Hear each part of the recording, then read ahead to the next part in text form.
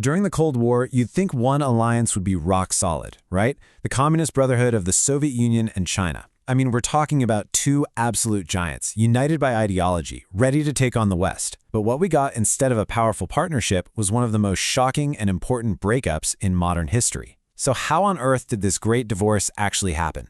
Let's get into it. You know, it all started with so much promise. This was the official statement back in 1954. Listen to those words: brotherly friendship, sincere desire, close cooperation. Publicly, they were putting on this big show of unity, this image of communist solidarity that had leaders in the West seriously worried. You'd think this was an alliance built to last forever. But the reality? Oh man, it couldn't have been more different. That whole brotherly friendship thing, it turned into actual lethal border clashes. Close cooperation? That became the Soviets pulling all their essential aid and experts out of China almost overnight. And that united front? It just dissolved into this nasty public war of words. So, for any student of this period, the big question is, how did it all go so spectacularly wrong?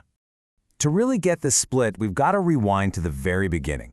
Because even in what people call the honeymoon period of the 1950s, this was never really a true brotherhood. It was more like a partnership of convenience, and there were already some deep cracks forming right under the surface. See, this fight didn't just come out of nowhere. The seeds of mistrust were planted way, way back. There was history here. Stalin had given Mao some pretty bad advice decades earlier and was kind of slow to really back him in the Chinese Civil War. And here's the real kicker. Moscow always saw Beijing as the junior partner, the student, but Mao Zedong was never, ever going to be somebody's little brother. He needed Soviet help, for sure, but he was absolutely determined that China would forge its own path. So the relationship was already pretty fragile. And then came the earthquake. In 1956, the new Soviet leader Nikita Khrushchev gave a speech that sent these massive shockwaves across the entire communist world. And for Beijing, it felt like a tidal wave. In what's now called his secret speech, Khrushchev did two things that, from Mao's point of view, were just completely unforgivable. First, he gets up and publicly trashes the legacy of Joseph Stalin, a guy Mao still kind of admired as a strong communist leader. Second, he rolls out this new idea of peaceful coexistence, basically saying that all-out war with the capitalist West wasn't a sure thing. And to make it all worse, he did it without even picking up the phone to talk to his most important ally, Mao. For Mao, this was nothing short of heresy. He saw Khrushchev as a revisionist, which is basically a fancy word for a sellout, a traitor to the revolution.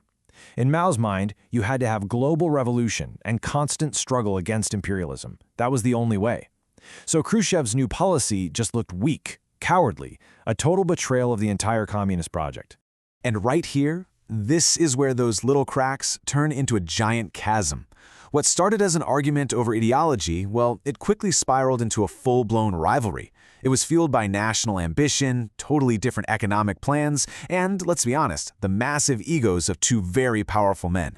You can really break down their growing rivalry into three core conflicts. It was basically a fight over who was the real communist, who was going to lead the global movement, and whose way of building a socialist country was the right way. Okay, so first up, that ideological clash. China started positioning itself as the true defender of the revolution. Mao was all about actively supporting communist movements and confronting the West head-on. The Soviets, on the other hand, were still haunted by World War II and knew just how scary nuclear weapons were. They wanted to cool things down. To Mao, Khrushchev's so-called pragmatism just looked like giving up. And this split over ideas quickly bled into fights over national power and money. On the world stage, China made it clear, we are not going to be a Soviet satellite state like Poland or Hungary. Then, back at home, Khrushchev openly slammed Mao's Great Leap Forward, calling it a dangerous experiment. But the ultimate betrayal? It came down to the biggest symbol of power there is, the atomic bomb. Moscow had promised to help China build one, but as things got worse, they just pulled the plug, leaving Beijing feeling totally betrayed and exposed. With trust now completely shattered, the alliance just entered a death spiral. The public insults got louder, their actions got more and more hostile, and pretty soon any hope of fixing things was just gone. The divorce was about to be final.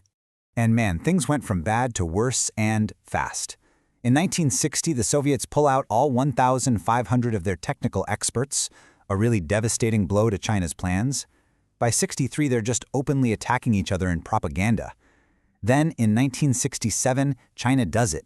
it tests its own H-bomb without any Soviet help, a huge statement of independence. The final step comes in 1969, when the war of words becomes a real war, with soldiers actually dying in clashes all along their shared border. And you can see the political divorce had very real, very painful economic consequences. I mean, just look at this chart. It tells the whole story. In less than 10 years, trade between the two communist giants just collapses. It's practically gone. The economic ties that were supposed to bind them together were completely cut. But check out how Mao spins this whole disaster. He takes this act, the Soviets pulling their aid, which was meant to punish and cripple China, and he flips it. He says that's the very thing that forced China to stand on its own 2 feet and become strong. It's an absolutely masterful piece of political messaging, turning a moment of huge weakness into a story of national victory. And let's not forget, this conflict wasn't just theoretical or about insults in the newspaper. This became a real, live shooting war. Along their massive 4,500-mile border, soldiers from the 2 biggest communist nations on Earth were now killing each other. Any idea of a brotherly alliance was dead and buried for good. So why does all this matter today? Well, because the Sino-Soviet split didn't just mess things up for Moscow and Beijing, it fundamentally changed the entire map of the Cold War. It created a brand new and, honestly, a much more complicated global game. So what was the result? The myth of a single, unified communist bloc was just shattered forever. That simple bipolar world, the US and its allies versus the USSR and its allies, that was gone. In its place, you get a new 3-way geopolitical game, a triangle of power between Washington, Moscow, and Beijing, where any one of them could play the other 2 against each other. The whole chessboard was rearranged, and this new reality would define the rest of the Cold War. And that leaves us with one last, really provocative question to chew on. Just imagine for a second if they had stayed united. A single, monolithic bloc stretching from Berlin all the way to the Pacific Ocean. So, by turning all their energy and resources against each other instead of the West, did the USSR and China accidentally give their biggest enemy the breathing room it needed to eventually win the Cold War? It's definitely something worth thinking about.